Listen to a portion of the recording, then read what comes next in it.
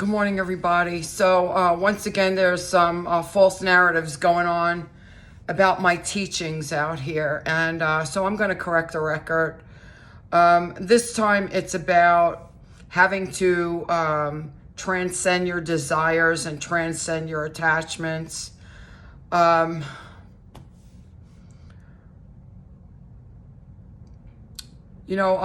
really want to make a blanket statement out here. You know, we're commanded by Jesus to love one another as we love ourselves, treat others as we want to be treated. The body of Christ should be a family. The church should be a family. None of these things are happening. And do you want to know the reason why? Without a doubt, what the reason why is because the leadership in the church are all dead in the sleep. None of them are woke. None of them. And what I have to watch now how I speak, and I got to change my words. Okay, you'll all know what I mean. So let's say,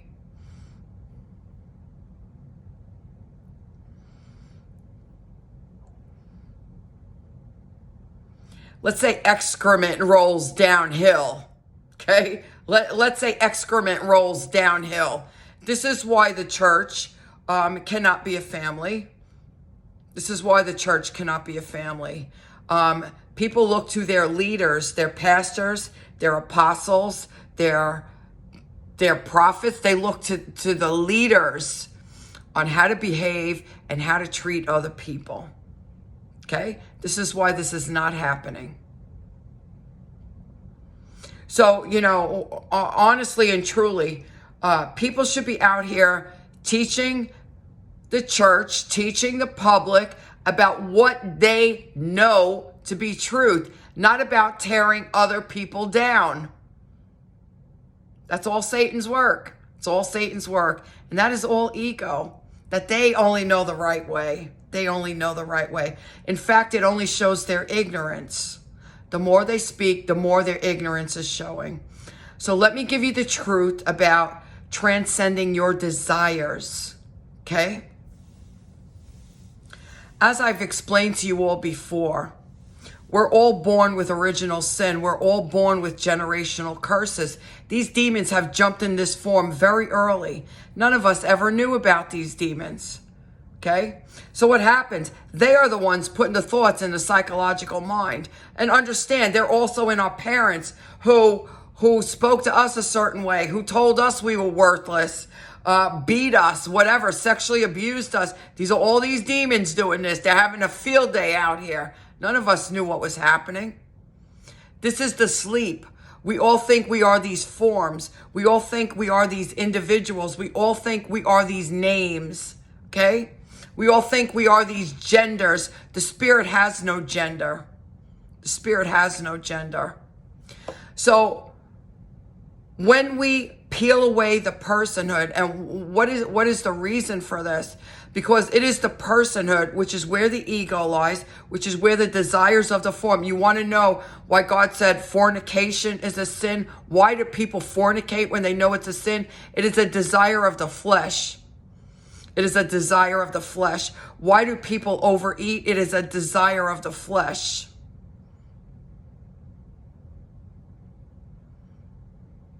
And you can also use the flesh synonymously with personhood. It is the lowest form of consciousness that we all have, that we have to transcend. So when we actually transcend the desires of the flesh, what is left? There's only the Christ-like being that we are that's here. There's only the divine mind that we were actually born with that's here. No more psychological mind to torment us. We have a divine mind now. So the mind has been purified by God. We no longer have the desires of the flesh. We no longer fornicate. It's not even a thought to us any longer. Okay? We're not out here showing off our bodies trying to attract men, because you know what? As you try to dress like that and attract men, you're also attracting these demons. People don't understand this. So we transcend the desires of the personhood, which is the desires of the form. And you are left as being in a fully Christ-like state. And you reside in the existential reality. So what desires are there? The only desires left are to please God. That's it.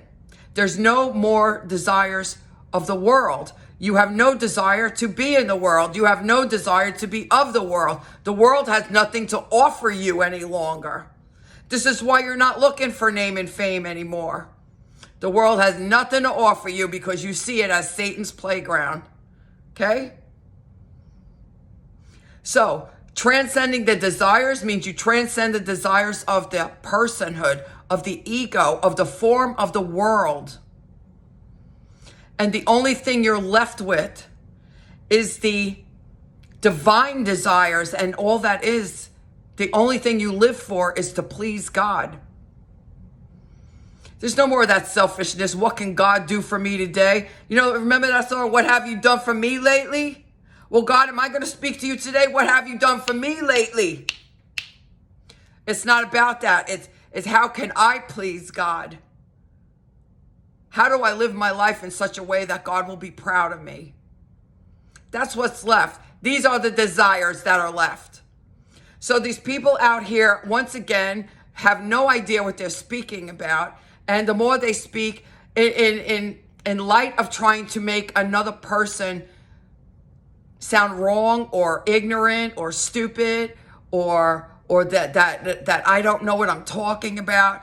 You see, when you attack a person of God, what happens to you? The arrow just bounces off here because there is a protective shield here now. The arrow just bounces off here and it goes right back to the person who shot it. That's what happens. So in order to get the body of Christ where Christ wanted it, it must start at the top. It must start at the top. Don't look to people who are in the sleep and tell them how they should behave when they're looking at their leadership who's behaving just like they are. The change must begin at the top. These people want all the glory and the name and fame, but they don't want to live and walk in the way of Christ.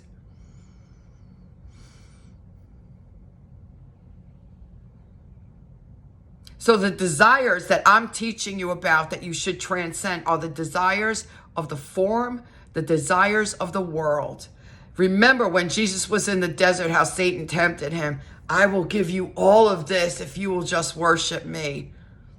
This is what people desire when they're in the sleep, when they believe that they are the form and they are this individual and they are this gender and this name, okay? They desire what's out in the world. This is the desire that we must transcend. This is what I'm speaking about. And once that has been transcended, the only thing left is your divine self. This is who we were born as. This is who we were born as. Jesus said, come to the Father as a child. Nisargadatta said, go back and examine your child consciousness. Why is that? Because you have not bought into the lie of Satan. You have not bought into the concepts. You are not of the world. Children are not of the world. Every leader will tell you this. Every leader will tell you this. So you must transcend all attachments. It is the attachment that cause suffering. It is the attachments that cause suffering. So you must break every attachment, and you must break or transcend every desire of this human form and of the world.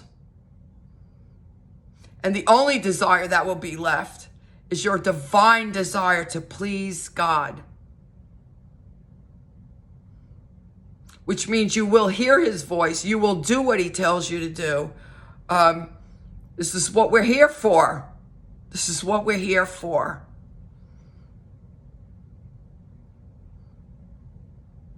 So now that the truth is out here, I hope these people out here will stop. You know, there's a Bible verse that I just looked up that I want to read to you guys.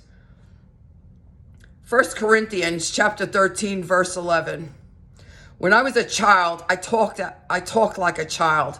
I thought like a child. I reasoned like a child. When I became a man, I put the ways of childhood behind me. This ego stuff that you've got to prove that you're right and everybody else around you is stupid and ignorant and doesn't know what they're talking about is the ways of a child, is the ways of insecurity. And I pray for all of you people out here who have been attacking me, that the Lord will touch you, that the Lord will touch you and give you the security to know that he is with you, and that you will stop attacking people out here, and that you will begin to do the work of the Lord and share what you know for sure that is of God, and stop tearing down every other person out here. That is not of God. That is not of God.